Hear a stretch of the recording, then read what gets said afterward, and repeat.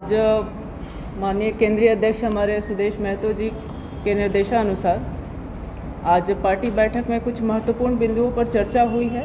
उस चर्चा के उपरांत आज आप लोगों के समक्ष एक प्रेस ब्रीफ हम लोग कर रहे हैं। इसमें जो मुख्य मुद्दे हैं वो हम बताना चाहेंगे आपको कि पार्टी की ओर से पूर्व में 14 अप्रैल जो हमारे बाबा साहब भीमराव अंबेडकर जी की जयंती का अवसर है, तो उसमें पूर्व में पार्टी ने निर्णय लिया था कि हम उस दिन जेल भरो आंदोलन का कार्यक्रम करेंगे।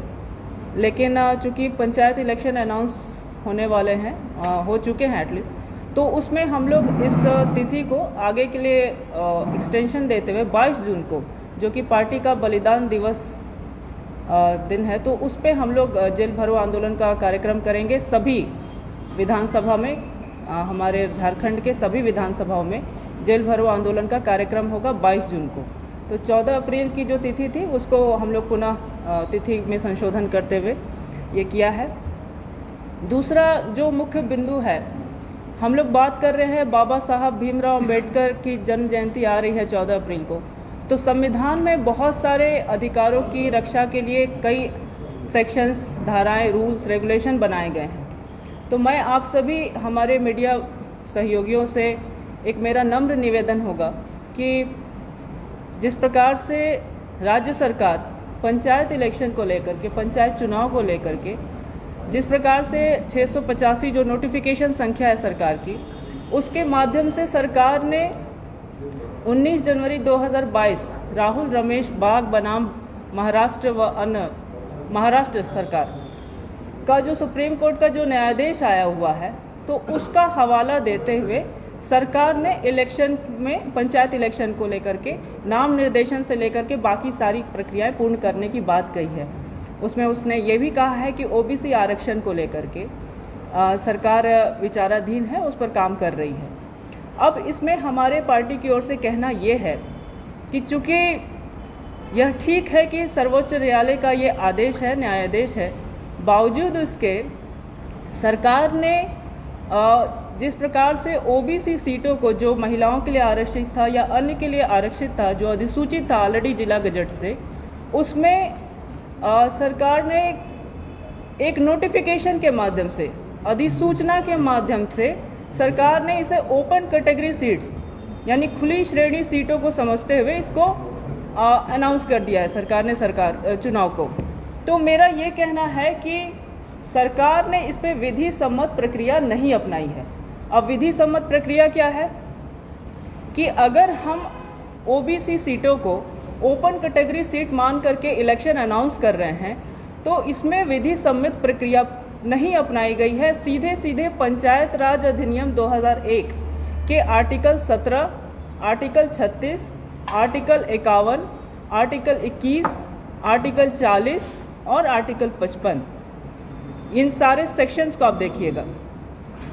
मैं पुनः दोहरा रही हूँ, पंचायत राज अधिनियम 2000 के सेक्शंस को आप ध्यान से पढ़िएगा, तो उसमें 17, 36, 51 और 21, 40, 55 की धाराओं में स्पष्ट रूप से ये उल्लेख है, जो आरक्षण संबंधी जो व्यवस्था है उसके बारे में पूरी तरह से बतलाया गया है।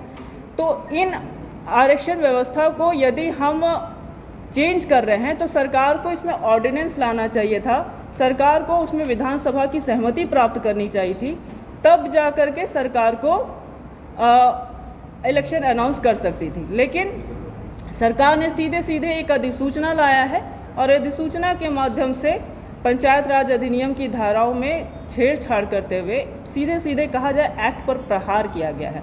तो ये कहीं से भी विधि सम्मत प्रक्रिया सरकार ने रास्ता नहीं अपनाया है। जो भी संविधान में जो नियम है, जो विधि है, उसकी प्रक्रिया को पूर्ण कराई जानी चाहिए थी, ऑर्डिनेंस लाना चाहिए था। ऑर्डिनेंस के माध्यम से इन सेक्शंस पे जो 17, 36, 51 की मैं बात कर रही हूँ, उसमें ऑर्डिनेंस लाते हुए विधानसभा की सहमति प्राप्त करते हुए सरकार को इलेक्शन अनाउंसमेंट की ओर जाना चाहिए था। लेकिन चूंकि सुप्रीम कोर्ट का आदेश है, अब यह प्रश्न हो सकता है कि सुप्रीम कोर्ट का आदेश है कि भाई जब तक ट्रिपल टेस्टिंग ना हो, जब तक ये सारी कमेटियां गठित ना हो ओबीसी आरक्षण को लेकर के, तब तक भी सरकार चुनाव करा सकती है, इसको पोस्टपोन नहीं कर सकती है। लेकिन ये ठीक है कि सरकार ने सुप्रीम कोर्ट के आदेश का हवाला दिया है, लेकिन फिर भी सुप्रीम कोर्ट ने ये कहीं नहीं कहा है कि सरकार विधि सम्मत प्रक्रिया ना अपनाए। आप अन्य राज्यों में भी देख सकते हैं, सीधे जो अन्य राज्य है वो ऑर्डिनेंस ला रही है, विधानसभा से इसको पारित करा रही है, सहमति ले रही है, तब जाकर के पंचायत इलेक्शन अनाउंस होते हैं।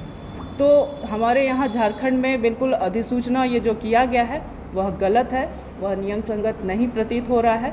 तो हमारे मीडिया भाइयों के माध्यम से अनुरोध होगा कि इस पर प्रकाश डाला जाए और राज्य सरकार ने जो पंचायत इलेक्शन को लेकर के बिना ओबीसी आरक्षण तय किए हुए जो जल्दबाजी अपनाई है, उस पर हमारा प्रश्न है।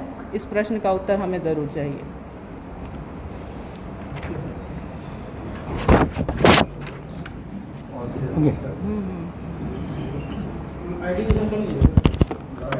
चलेगा ना यहीं से आवाज पहुंच जाएगा।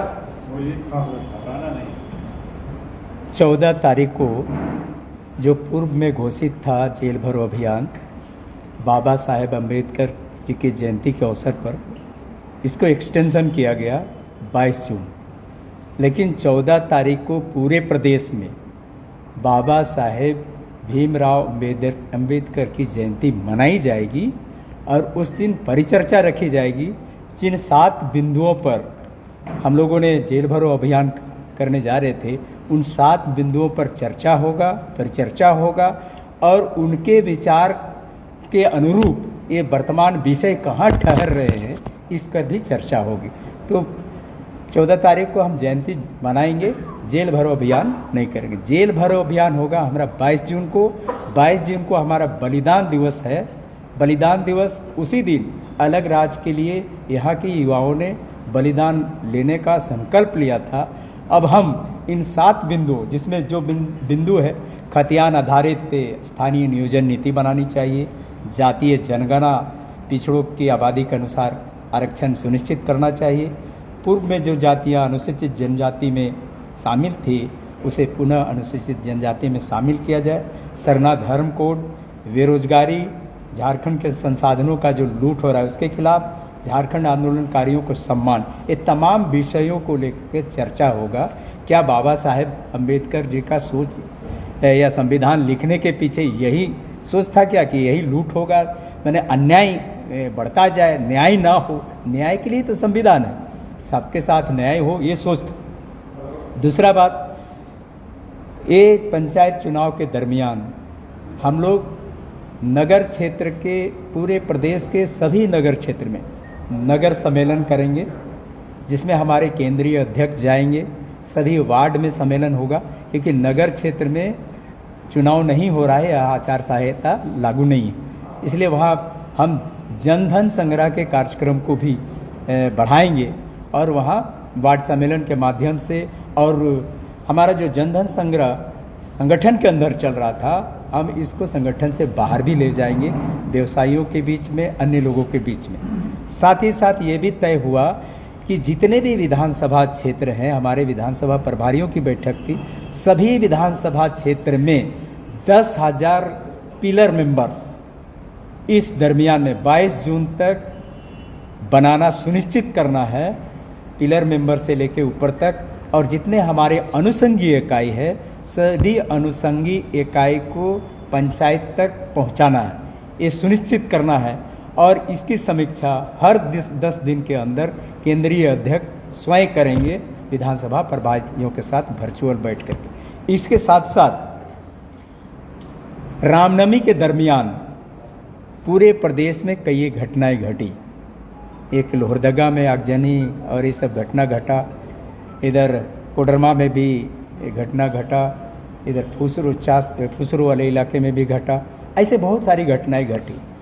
इन घटनाओं की हम निंदा करते हैं और स्पष्ट रूप से कहना चाहते हैं कि ये प्रशासनिक लचर व्यवस्था के कारण, कानून विधि व्यवस्था का लचर होने के कारण इस तरह की घटनाएं घटी है। वहाँ खुद कहीं देखिएगा 10 बजे रात तक डीजे बज रहा है, कहीं डीजे ही नहीं बजने दिया गया। माने जहाँ का चौकीदार जैसा है वैसे ही वैसा इस्तेमाल किया गया। एक पूरे प्रदेश में एक तरह का जो होना चाहिए विधि सम्मत कार्रवाई, वैसा नहीं किया गया। कुल मिला के कहें कि प्रशासनिक लापरवाही के कारण ये घटनाएं घटी है, जिसकी हम निंदा करते हैं। दूसरा, देवघर में अभी जो रोपवे में जो हमारे भाई जो लोग जिनका देहांत हो गया, हम उनके प्रति शोक व्यक्त करते हैं। सरकार से इसकी पूरी जांच करने की मांग करते हैं। जो लोग भी वो लगाए हैं उसको ब्लैक लिस्ट करें। साथ ही साथ जो मृत परिवार है उनको मुआवजा घोषणा करे और उनके परिवार को ससम्मान और आगे करने के लिए करें। तीसरा, अभी सरकार की तरफ से जो आदेश आया है, पहले था कि गर्मी इतना बढ़ गया है, गर्मी के दिन में सुबह 6 बजे से क्लास शुरू होता था, टाइम में कोई चेंज नहीं हो रहा है। इससे बहुत सारे मंत्री को भी लू मार दिया। मैंने जब बड़े बड़े लोग को लू मार रहा है तो बच्चा को तो और तो टाइम में परिवर्तन होना चाहिए, बढ़ाना, मैंने उसको मॉर्निंग क्लास शुरू करना चाहिए। ये पूरे लोगों का मांग है और ये जनहित का बात है, बच्चों के हित का बात है। और हमको लगता है कि इन तमाम विषयों पर अगर कोई बात छूटी है तो हम माधव जी हमारे बीच में हैं, माधवलाल महतो जी, उनसे करें।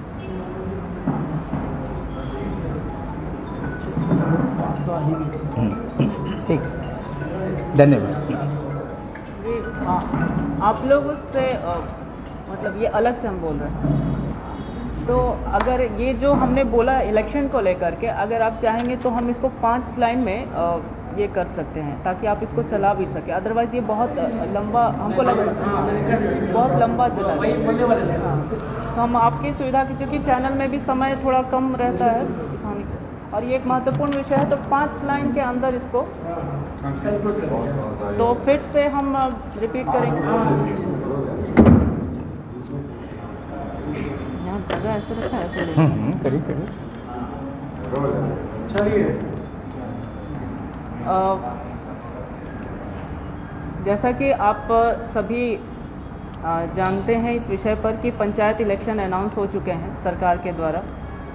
इसमें एक जो महत्वपूर्ण विषय है, मैं आप सभी मीडिया के सहयोगियों के समक्ष रखना चाहूँगी, वो ये है कि सरकार ने जिस प्रकार से अधिसूचना के माध्यम से सुप्रीम कोर्ट के न्यायाधीश का हवाला देते हुए उसमें इलेक्शन की बात कही है, लेकिन इसमें सरकार ने कहीं से भी पंचायत राज अधिनियम 2001 की सेक्शन 17, 36, 51 और 21, 40, 55 में आरक्षण की जो व्यवस्था ऑलरेडी जो की गई है उस पर सरकार का ध्यान नहीं गया है, जिसके कारण हम ये कह सकते हैं कि महज अधिसूचना के माध्यम से जिस प्रकार से राज्य सरकार ने सुप्रीम कोर्ट के आदेश का हवाला देते हुए इलेक्शन अनाउंस किया है, यह विधि सम्मत प्रक्रिया को ना अपनाते हुए, यानी कि पंचायत राज अधिनियम की धाराओं में ऑर्डिनेंस ला करके या फिर विधानसभा की सहमति के जिस प्रकार से सरकार ने सीधे अधिसूचना के माध्यम से जो हमारे एक्ट पर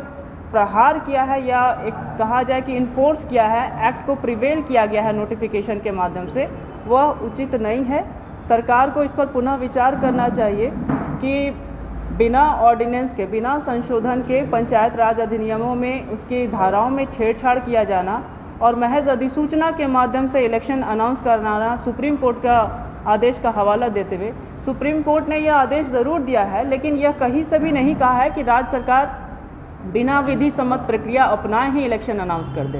तो आप सभी जानते हैं कि कोई भी रूल्स या रेगुलेशन या कोई भी सरकार का भी यदि कोई नोटिफिकेशन है तो वो एक्ट को प्रिवेल नहीं कर सकता है।